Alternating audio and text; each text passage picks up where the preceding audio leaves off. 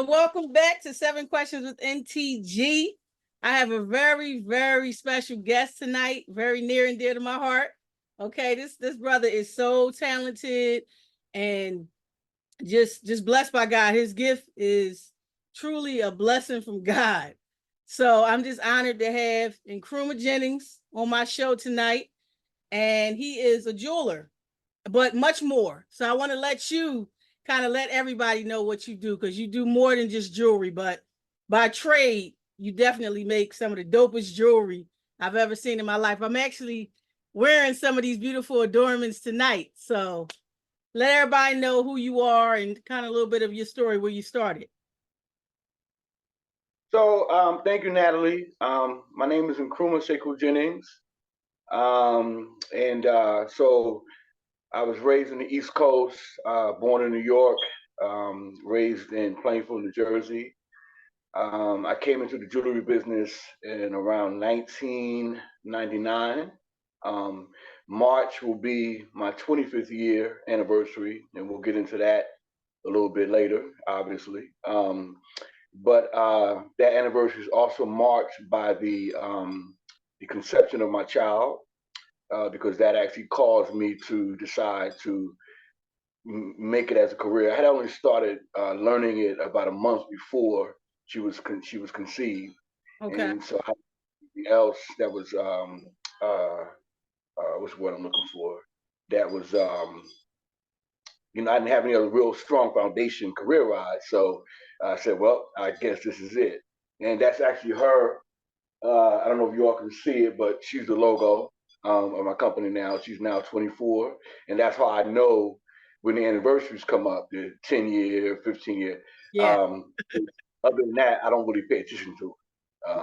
You know what I mean? Yeah. Well, you've been doing it so long, after a while, it's kind of like, it's part of who you are,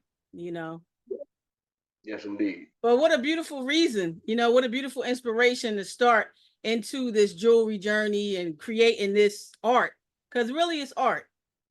It really Yes, is. Now, your jewelry, it has medicinal properties, like it actually has healing properties to it too. Can you talk about that a little bit?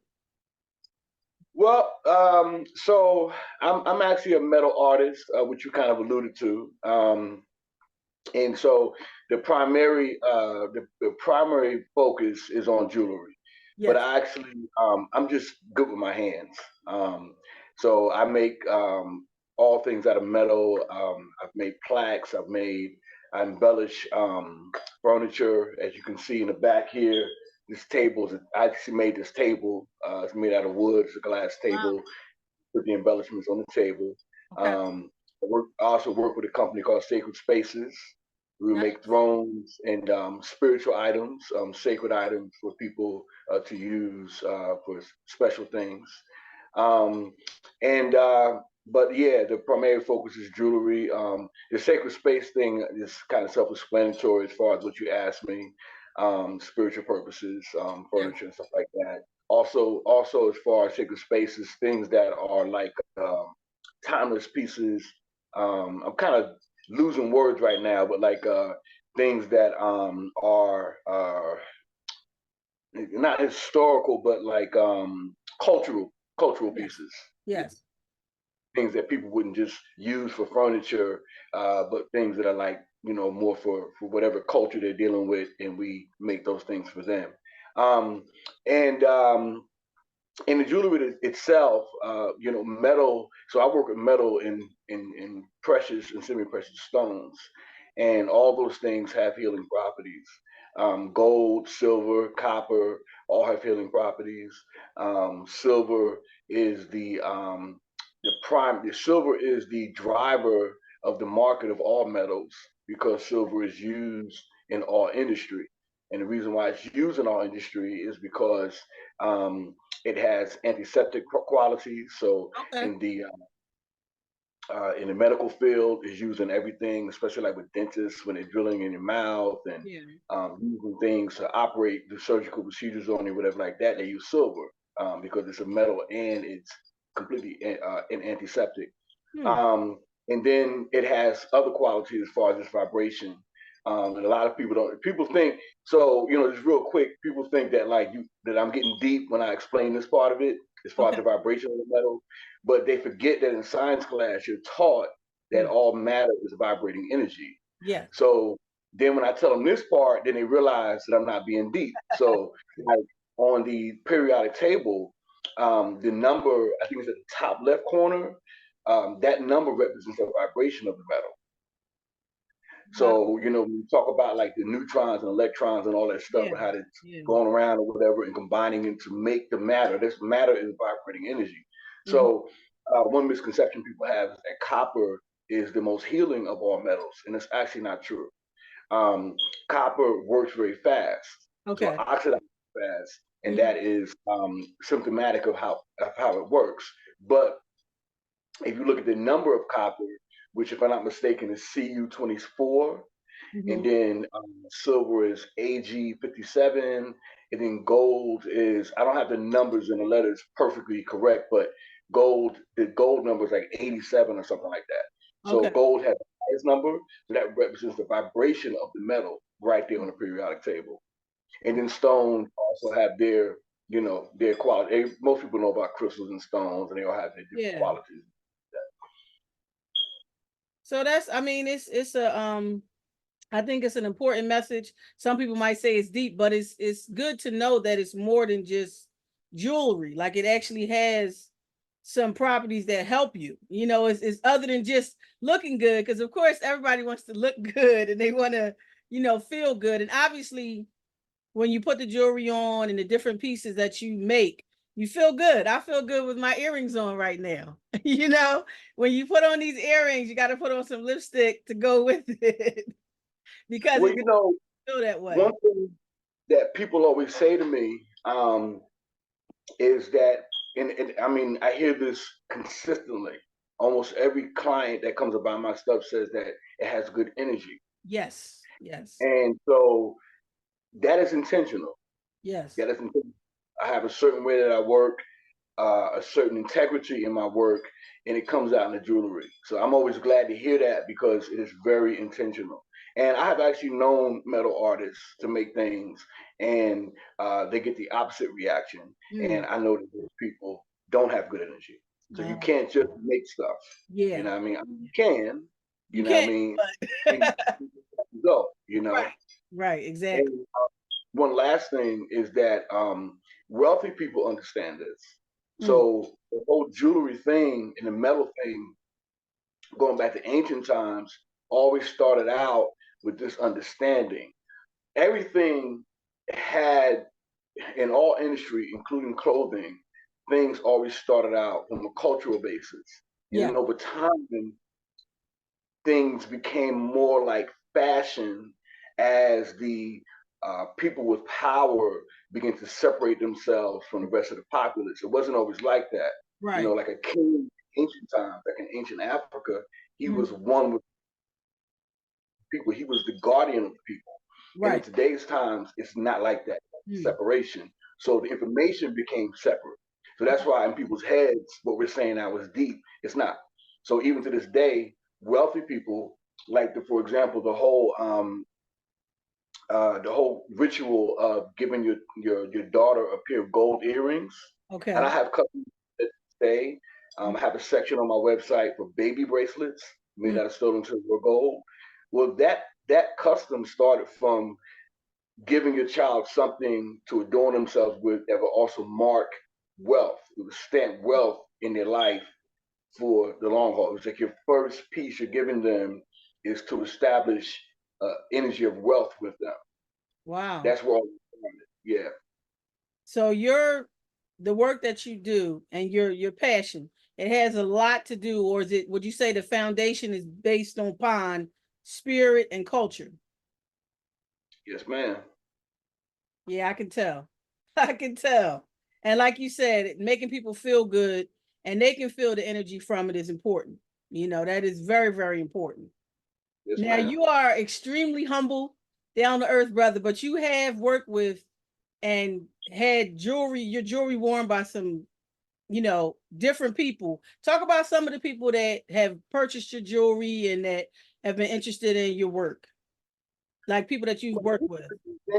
The interesting thing about my work and my journey in it is that that side of it is not deliberate. So most of the time when people have work on celebrities, it's like it's deliberate. It's like, there's a photo shoot Yeah. and they'll get a call, and usually what the stylist does, they're calling like a bunch of people to Mm-hmm. bring their stuff to a photo shoot. So say like if it's for example Janet Jackson. If you Yes. go to the photo shoot, you see different tables with multiple people's clothing, multiple people's jewelry, and so on and so forth. And then they pick out of those stashes, and sometimes your stuff doesn't make it on the artist. They're Right. just picking randomly little bits for people to shoot. Sure. Whereas with me, through the grace of the Most High, I've just had the blessing of they come to me. Yes. And in my travels, whether when I was selling on the streets of New York, Mm-hmm. or I actually had a good relationships even to this day with musicians, especially in New York, Birmingham, Alabama, Atlanta, places I've been where I was selling my work. I've always had this connection with musicians, and then Okay. they would take me with them to shows and have me set up in the VIP rooms and sell my stuff and show people whatever like that. But Right. then even like in the case of like Mary J. Blige, she just saw me on the street selling my stuff and just walked up on me and bought some earrings.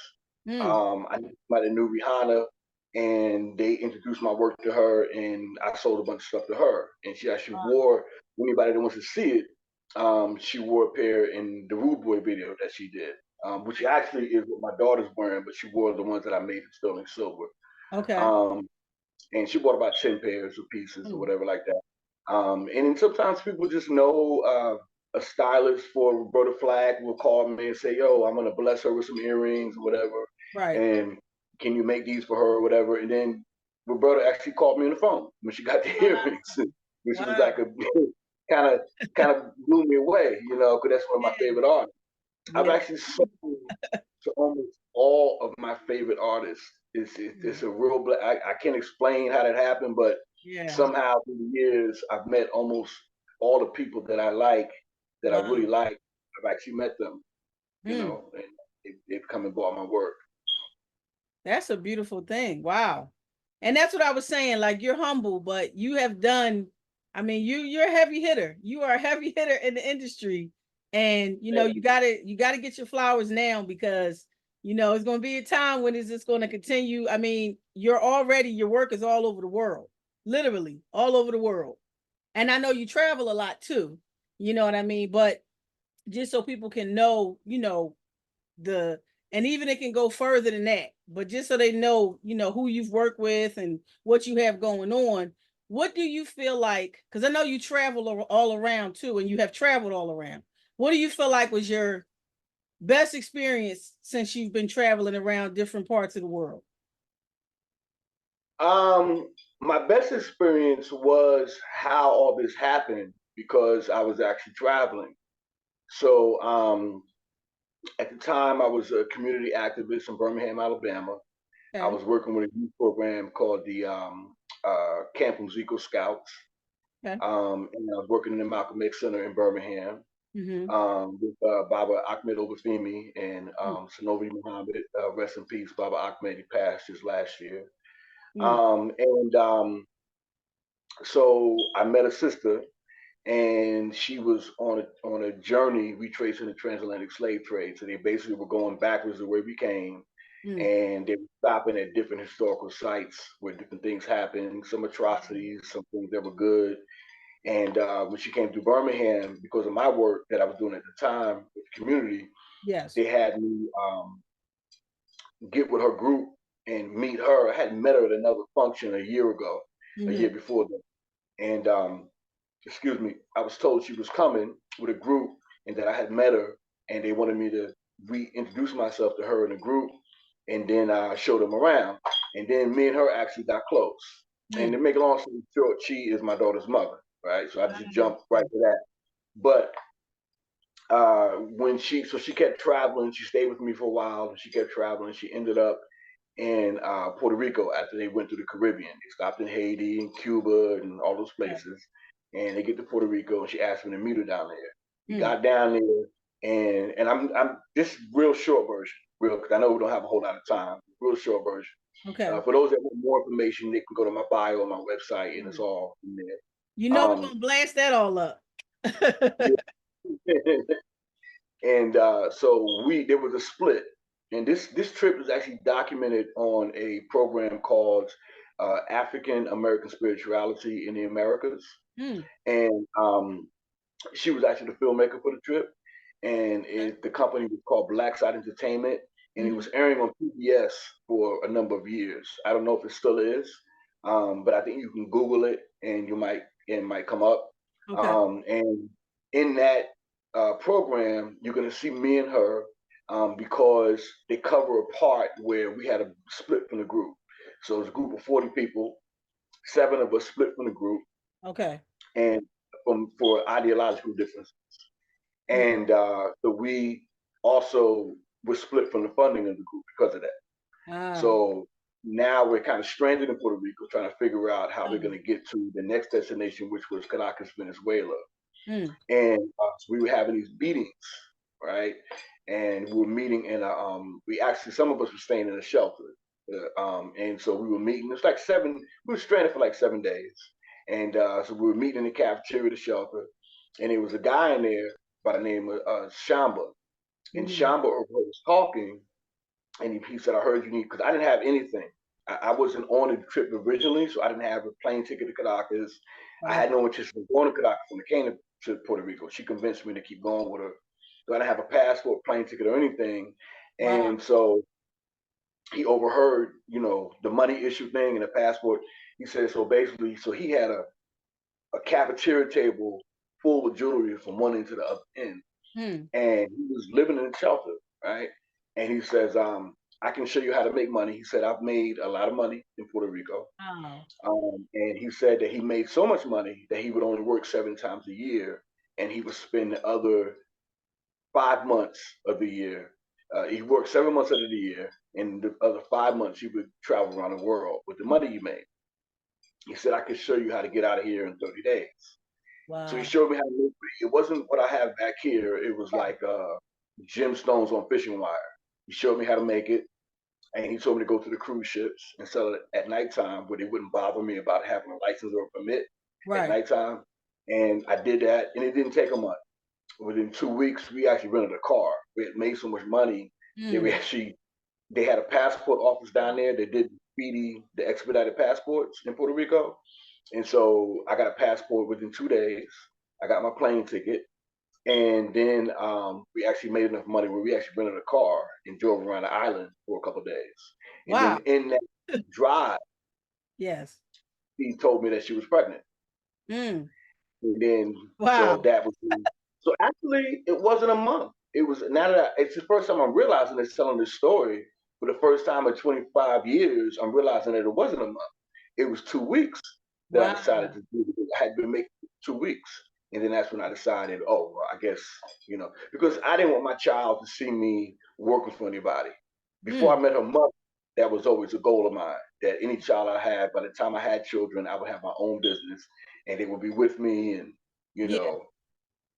seeing me work. I didn't want them seeing me working for, and there's no, there's no disrespect to anybody that works a job or whatever. Feeding your family is cool. That was just my particular thing. I was raised with. My father had his own business, my uncles, my cousins. That's just what I saw for my life. So that's what I wanted to see. So that was my most, for obvious reasons, and all my journeys, the beginning of this, nothing really matches that. That was we spent a year, I think it was like maybe 14 to 15 months traveling from Puerto Rico to Caracas, Venezuela. And this is like traveling by foot, hitchhiking and stuff like that. That was the nature of the journey. Because we were traveling where we came. And so we're on foot, and now she's pregnant. We're traveling like that. And we ended up in Bahia. And that was the last stop. And then we came back because we decided to go all the way to Africa. And that's a whole nother story. So we came back and to Birmingham, Alabama at the time,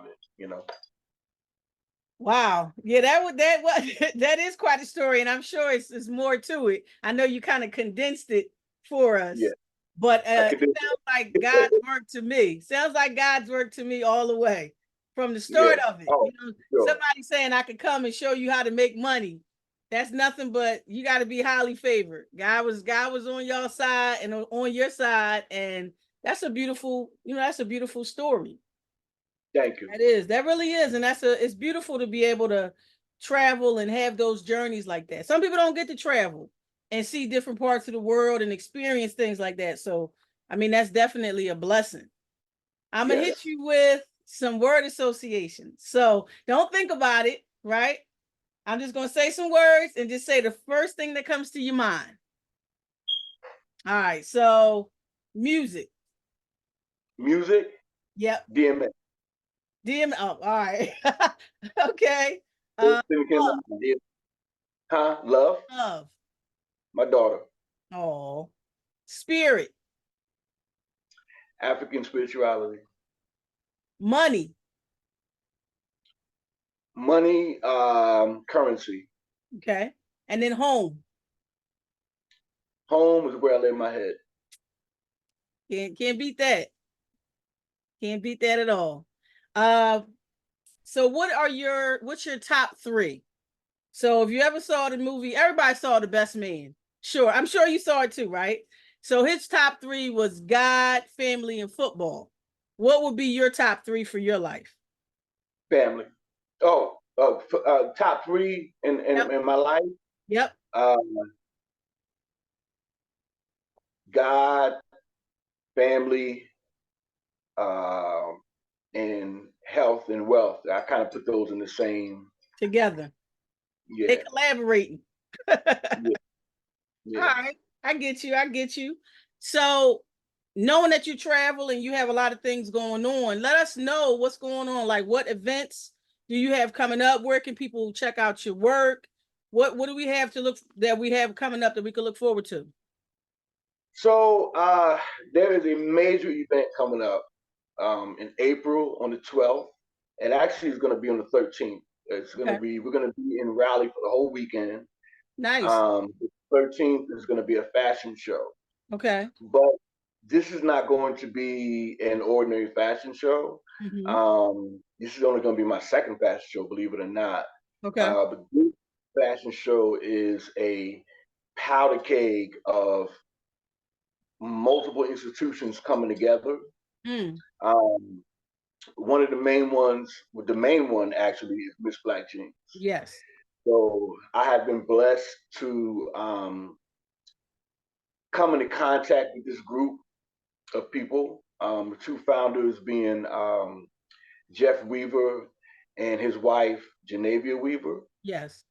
And they have an organization where they're linking the Africans throughout the diaspora. All right. And they're doing this starting with our aesthetic.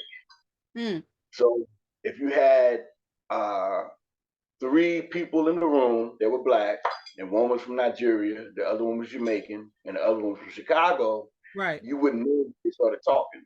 Right, right. And in some cases, you wouldn't know even then because there's Jamaicans that have moved here that are like second generation that don't have the accent anymore. True that, true that. You know what I'm saying? Yeah. Or people that moved to Africa from here, like my friends are doing now, their children that have accents from Africa, but they're from here. Right. But you're not going to know. So a lot of us believe that we're separate. You know, you go to the Labor Day parade in New York, and everybody's got their flag. You know, Guinea, Jamaica, Ghana, whatever. Everybody's got their flag. Right. And everybody believes that they're separate according to those flags, that represents their territories that they come from. But we're all the same. You know, we're all Black. You know what I mean? And so Miss Black Jeans is establishing that, understanding and that identity, right? By connecting women, young women, yes, from the globe, and focusing on them presenting themselves in their natural state. Right. You know, natural hair, natural skin, natural, just in who they are. And in our walk, in our talk, even if it's a different language, like we all have the same rhythm, we all vibe the same way. And a lot of times, if you go to people's homes from different countries, a lot of times you feel like you're at home because you find out that there's a lot of similarities in how they eat and stuff like that, you know. So Miss Black Jeans, I'm working with them because, well, you know, for that reason, but also they have a collection of sisters, so they're going to be like the models, right? Awesome. They're going to be the models, and we're doing it in a shop that is owned by Lillian, and she's from Tanzania. I don't want to pronounce her last name because I'm gonna mess it up. She's from Tanzania. Okay. I met Lillian when I was living in North Carolina. I was living in Durham. When I was living in Oxford, North Carolina, about a half hour from Durham, and I was doing business with two shops in Durham. One was named Zatik, Lola Obafemi, excuse me, Lola Aduni, Okay. and she owns a Zatik on Main Street in Durham. Great business I do with her. Great people. And then Lillian, who owns the shop Incorporated, and her shop is in Raleigh. So we've already been talking to her about connecting. So basically, she makes, first of all, she makes the baddest African dresses on the planet. And I've been around, as you can say, all over the place. And I've seen any kind of fashion or anything you want to see, I've seen it. Her stuff is crazy. All right. Y'all will go hand in hand with the jewelry and the dresses. I mean, we Well, she's been buying my work since I met her. I met her 8 years ago. Almost, it might actually be close to, yeah, about 8 years. And she saw me. We were both doing business for a store called Ngozi's Design Boutique, and we were in there doing business. And she saw my work, and she started buying it right away. She had a small shop at the time in I think Goldsboro is the name of the town. Okay. And she's putting it there. So her company, her dresses are made in Tanzania. She basically supports the economy in Tanzania. She's from a small village there, and so she pays seamstresses to make her clothes there, and she buys her fabrics from there, and she hires models, photographers, and everything. And so her company actually is a big part of the economy there. And so we've already been talking to her about connecting Tanzania to here, and she's great people. She's very down with it. She understands what we're doing, and so that's why this event that's coming up, like my business, yes, it's 25th anniversary, but really this part of it is way bigger than that. Okay. I mean, I'm actually like kind of taking a back seat and allowing that to proceed, and she's doing the same thing with her company. Like that is preceding us as individuals. Now we're in a umbrella. We're in a much larger house. Sure, for sure. All coming and combining into this event. Yeah. You know what I mean? It's gonna be very nice. We've been practicing this week and putting things together, and the way it's developing, like I'm not even really, I'm not, how can I say, like I'm not developing it. It's being developed by the character of what I'm talking about. So the different ideas that we're coming up with and stuff like that, that is making the event what it is. So it's gonna have flavor. Like if I sat here and try to organize it and, well, let's do this or let's do that, it wouldn't have as much flavor as what's taking place.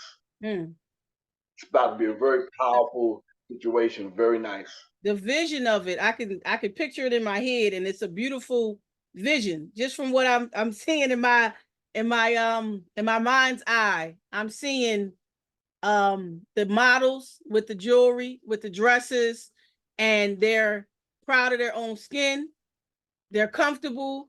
They're wearing their natural hair, embracing who they are. That's something that little Black girls need to see. They need to see that, and that needs to be represented so that they know that there's something else. Yes, and this is Alexis. She is the current queen of Miss Black Jeans. Yes, Miss Black Jeans. And exactly, the picture says it right there. Natural hair, and she's working it. She is working it in the in the picture too. So and so she's going to be one of the models there. Yeah. And she got a team of sisters that she works with. They're going to be there. And Lillian's going to provide. She's going to have some people that work with her that are going to be there. And yeah, it's going to be that's a gonna great, be beautiful. very, Drop that very. date again for us, so just so everybody can hear it again. What's the date going to be? April the 13th is the day of the show. Okay. And we're going to make sure too that we blast it all out everywhere so that everybody can definitely come out and support, because it's going to be a much needed and beautiful event. I'm just excited. I'm excited for the event. You know, I'll be there. So I'm excited that that's coming. And one last thing I want to say is that another significant thing about this event is that it is actually it's a real blessing for me to be able to be connected to this group, because it represents everything I've been working for from since the beginning. Yeah, yeah. So I've never focused on making money. Like when I sit down and make jewelry, I don't think how much money I'm gonna make. Right. That part I know is gonna be there. Like that's always been easy. You know what I mean? But helping us to reconnect as people, helping us to become more empowered as people.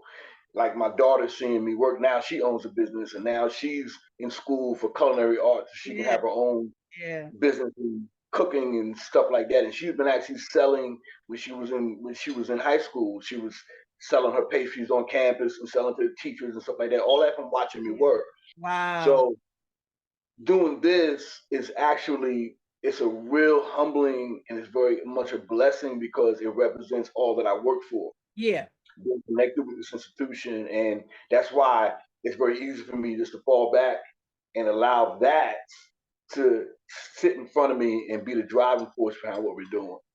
And that's beautiful too. See, that's why I say you're a very humble, down to earth brother. But you know, at the same time, you're a powerhouse too. So I definitely want to give you your flowers too. You know what I mean? Because people don't do it. People don't recognize the talent and the ability and the spirit. Your spirit is clean. Your spirit is has good energy. So that's something that, you know, has to be definitely recognized. We got about 5 minutes left. So I want to give you, I always ask, what's the craziest thing you've ever done? Now you can answer that however you want, but what's the craziest thing? I know you had some stories, but and like a little short story of the craziest thing you've ever done. The craziest thing I've ever done. There's so many things. I mean, I hate to sound redundant, but it probably is that trip. Oh yeah, how about that? How about that? Yeah, because and it turned out great though, right? I mean, I Yeah, didn't have any money, you yeah, know. yeah. I had no plans on going anywhere past Puerto Rico, Right. and then I'm traveling with a pregnant woman, my wife at the time, Right, right. and, with no money again, Yeah. and we're walking, like we're like hitchhiking, and you know we traveled all the way from one country. We went across the Amazon for 5 days. We were on a boat, a small boat, going across the Amazon, and you know, and I learned actually that's when it transitioned from the fishing wire and gemstones into metal. Because while I was on the boat, there was some native people on the boat, like some South American Indians, and they started showing me techniques of working with the metal at the time. Okay. And then that, like a little bit at a time, transition into the metal. And then when I got home, maybe 2 years after I got back to the States, I went full blast to the metal and threw away the fishing wire. But yeah, that was the craziest thing. Like, yeah, you're because right. That's the story. yeah, the U.S. Embassy actually had to send us home because we didn't have any money to get home. So we figured out how to connect with them, and they gave us the tickets and some cash. And we met Tony Browder down there at the end of it. And he was with a group called Kaba, and they were doing like a tour of South America, and they saw us, and then they connected with us, and then they actually raised money for us as well. Wow. And I saw his daughter for the first time. She wrote that book, My Trip to Africa, my first trip to Africa. His daughter, people might know about that book. And time she was like 7 when she wrote it. I met her at like 20 years old, or however old she was, a couple of years ago in DC for the first time.